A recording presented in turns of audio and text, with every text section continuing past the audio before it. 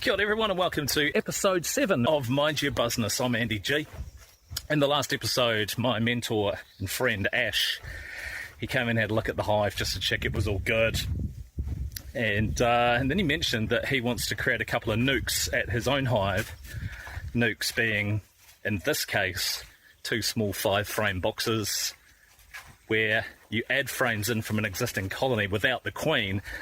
They get put into a new place, they reorientate, and then they create their own queen. So it's a way to almost split the hive, create a new colony. So we're going to explore that in this episode. It's actually quite interesting, and something I'm sure I'll be doing in the future, which would be quite cool. So let's get into it. God, I love the smell of basil. I wonder if basil honey is a thing.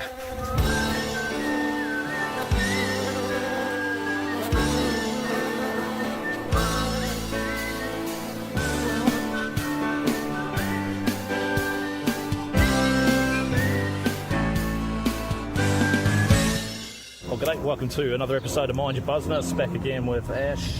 Howdy. Ash, so we're at your hives this time, or one of your many hives. Yep. What are we up to? We're going to have a look first, see what they're up to, because we haven't seen them for a couple of weeks. You'll see them in a minute, but we've got 2 swarms here that I caught. I've got a full strength hive, and I've got a nuc. So we're going to see how the honey's looking, how the bees are doing, and hopefully make up a couple of nucleus hives out of them. So we're going to make some more hives and we'll take them to another yard. Nice. And one of these possibly has a queen who's on her way out, so we'll assess how she's doing and decide if we keep her or not for the sake of the colony. So these 2 hives here were swarms, were they? Yep, that's right. So keep an eye up on the old community page and got hit up for a swarm and went and grabbed one, and then as I came to drop it off, I couldn't believe it, there was actually one sitting on the fence post here. Oh, really? In the grapevine? Yep, completely unknown to anyone else that was looking around. I couldn't believe it. I ran home, grabbed another box, and I scooped them up and dropped them in. So Excellent. All right, well, let's crack in. all right. Is this the one with the queen that you're thinking about replacing? Taking away? So at the moment, I'm just having a look at how she's laying. I don't know how well you can see it in the camera. It's looking like there's a good wee patch here, and then there's a whole bunch of sort of empty cells in here in the middle, and then there's like a couple more larvae, and they're all different stages of development. So I've got eggs and I've got a handful of young grubs. So what that tells me is she's laying them on different days as well. The grubs I'm looking at, some of them are 3 to 4 days old, and some of these eggs could be 0 to 3 days old. So Right. a sign of a good queen would be one that turns up, lays a bunch of eggs, hundreds of eggs, all a good brood pattern, all on the same day, and then moves on. If she's coming and going and laying in patchy cycles, it's not great. And you can see here the capped brood that we have there is very patchy. So I've got a mixture of eggs and larvae of different stages, and there's one actually hatching out now. Oh, yeah, coming out of the cell. I've got eggs, I've got larvae, and I've got hatching brood all on the same frame. So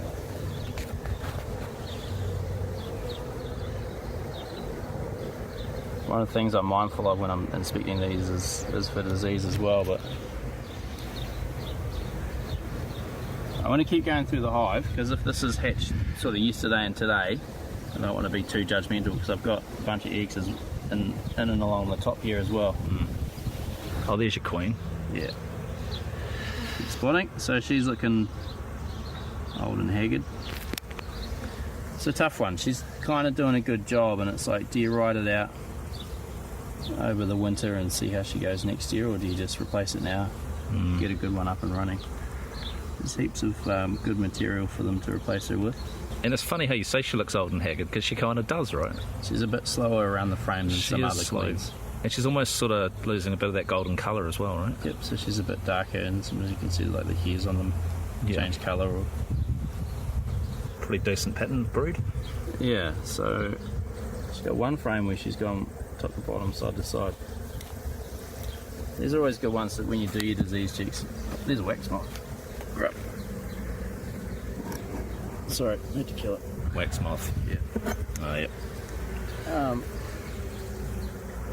When you do your spring inspections, you know. So I look at that brood pattern and I go, it's not as bad as some of the other ones, but it's not great either. Pretty good.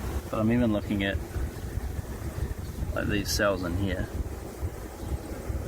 and I'm not 100% what's going on, because the eyes are purple, which is usually a later stage of the grub development, kind of days before it's getting ready to hatch, but they're open, and I'm wondering, you know, have the larvae in them died? All sorts of things that even I'm still learning as I go. Yeah. Wouldn't be a bad frame for a nuke.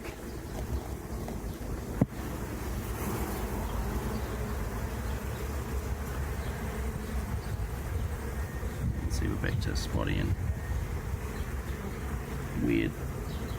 And then there's another frame of good. So I think she's okay. She's not, certainly not the worst queen I've seen. So what are your thoughts? I might give her the season. She's been tried, accused, tried. And she's on probation.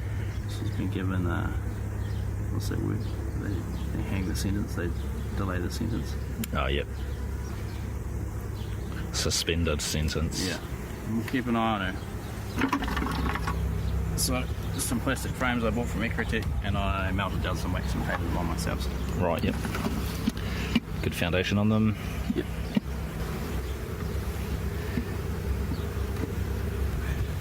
And this one here. So this frame had a mixture of eggs, grubs, and cat brood. So there's good numbers, it'll hatch, it'll increase the strength of the hive, and they have enough material to make a new queen. So how many frames are you actually going to add to it? I'm going to add 4 from established colonies and give them one that they can work on. Yeah, gotcha. So you'll take 2 frames out of this second hive? Yep. Which is the same deal, I think. Where we might take 4 is this end one, maybe. But there's not really much point in absolutely leaving it short.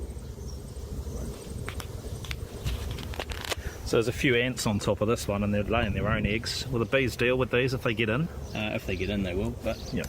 on the roof there, they're not too bothered. So it'll be one for the outside. It's got some bees on it, it's got some drones on it, which is good, because we remove the nucs too, they'll be fine, but it's good to have drones for the queens to mate with. We've got food, we've got honey. It's the main thing that we want.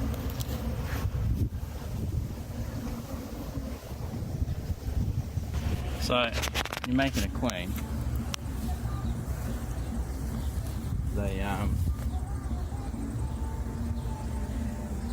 So the other thing that we've made nucs here is we've given them wax to draw, so it's going to set back filling the honeysuckle a wee bit. But that's the way it is. That's the way it is. We get a whole new beehive out of it. Next year we get 2 lots of honeysuckles. So 1 nuke done. Yeah. So this hive originally came from my home yard, actually. So the queen in this is probably 10 to 2 or 3 years old now too.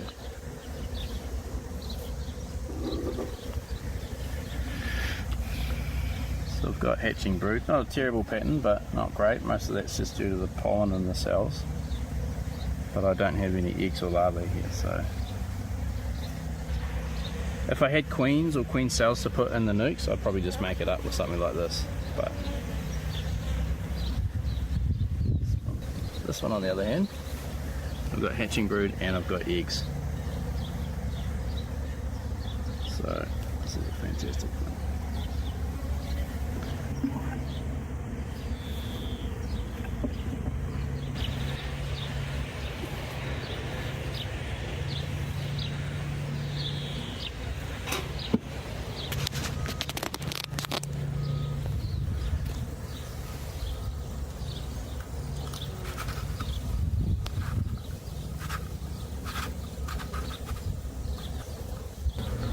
double checking every time for any signs of that AFB, because what I don't want to be doing is moving. There's quite an abundance of pollen here. Yeah. Heaps of it. Yeah. Just don't want to be moving anything that's possibly contaminated. There you go. Got me. Oh, you got stung? Yeah. It's really having fun. Oh, yep. Oh, this has got eggs in it. Seems a bit. There's queen there. Yeah. So, let's. Come on, darling. She's gone.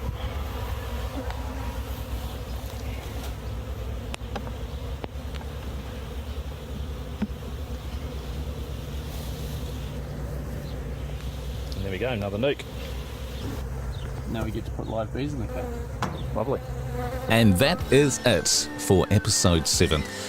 I actually admit, forgot to record an outro. So here I am in my little studio room recording an outro for the end of episode 7. Did I say it was the end of episode 7? Catch you next time for episode 8.